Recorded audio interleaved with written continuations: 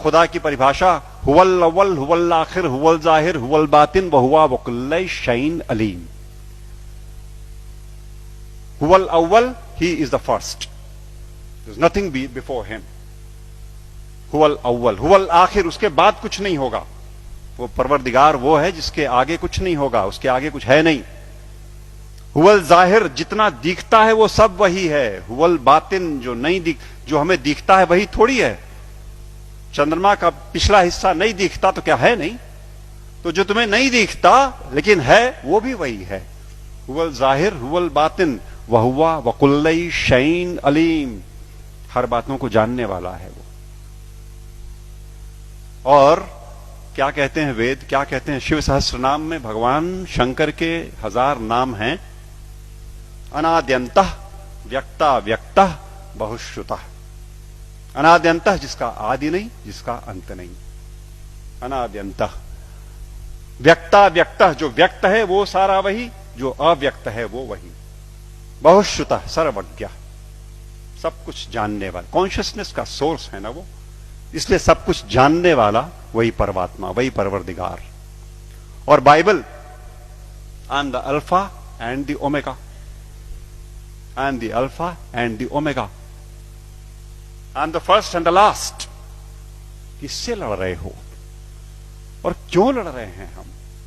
हम क्यों नहीं कोर में जाते और उन एक बातों को देखते जो एकदम एक तरीके से डिफाइन करता है उस परमात्मा को, और उसको छोड़ करके हम छिलकों पे लड़ाइयां लड़ रहे हैं। गूदे छोड़ करके हम छिलकों पे लड़ाइयां लड़ रहे हैं, जाने गंवा रहे हैं, दुकानें जलाते हैं, शहर फूंक देते हैं, और अपने इस देश की और आसपास के पड़ोसी देशों में भी तबाहियां कटी हुई हैं छिलकों की लड़ाई पे।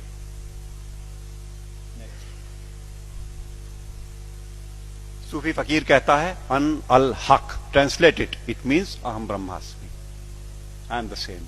अन अल हक, ये सूफी फकीर बोलते हैं। लेकिन हम हैं कि लड़ने से बाज नहीं आने वाले। हम हैं वो इसे नहीं सुनेंगे, न मानने को तैयार होंगे। वो वही बात होली बाइबल जब कहती है कि I am the way the truth and the life, no one cometh unto the father but by me. But by me means through the soul, जो हमारे अंदर वो ज्योति का पुंज है, उसी के थ्रू रास्ता अंदर जाएगा।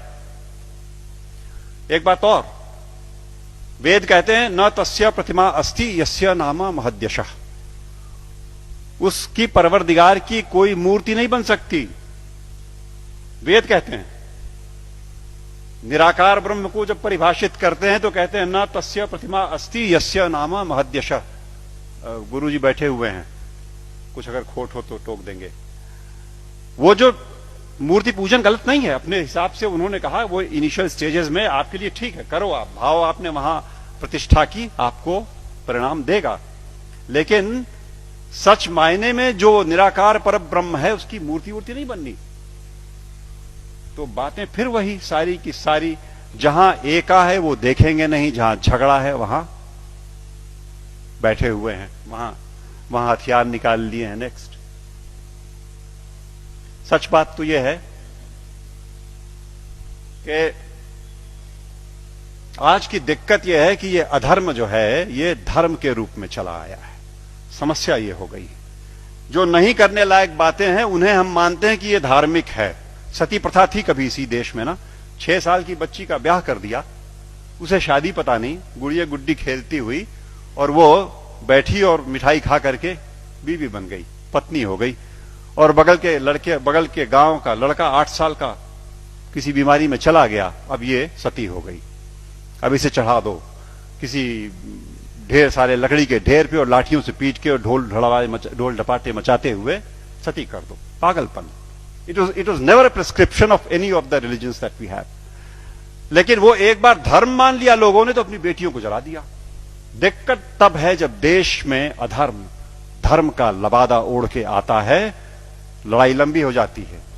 हम उसे धर्म मानते हैं जो अधर्म है। अभी चल रहा है, मैंने कैंपेन किया जबलपुर में, एंटी क्रैकर कैंपेन। दिवाली पे मर्यादा पुरुषोत्तम भगवान राम के आगमन के नाम पे ये देश, विश्वनाथ जी, 6000 करोड़ रुपए का बारूद अपने आसमान में भरता है।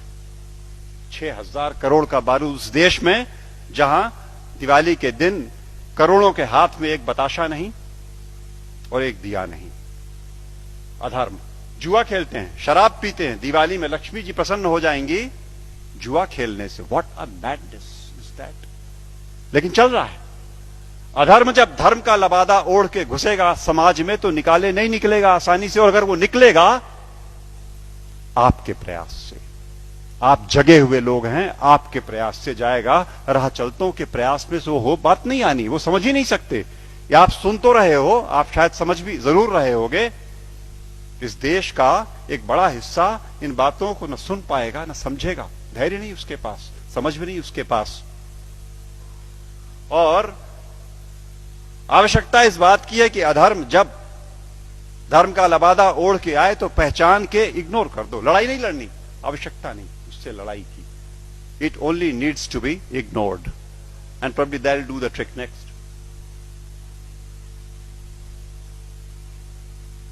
सच बात तो यह है कि हम, जैसा मैं कह रहा था, कि हम छिलकों की लड़ाई में लगे हुए हैं, गूदे की ओर ध्यान नहीं दे रहे। और मेरे घर पे मैं शाम को आसपास के मोहल्ले के गरीब बच्चों को पढ़ाता हूं, थोड़े से। उन्हें रोज एक टॉफी एक बच्चे को देता हूं, उनको इनकरेज करने को कि वो आए। और वो अब जाके थमा है, कुछ दिनों पहले, वरना रोज का झगड़ा था। एक टॉफी लाल रैपर में, हरे रैपर में, पर्पल रैपर में। वो मुझे लाल चाहिए सर, मुझे हरी वाली चाहिए। लड़ने पे आमादा आपस में।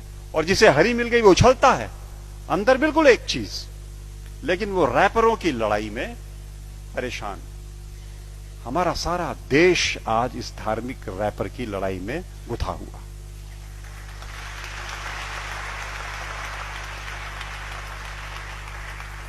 और यकीन मानो आपकी वो परवरदिगार ऊपर से देखता होगा तो बड़ा हंसता होगा।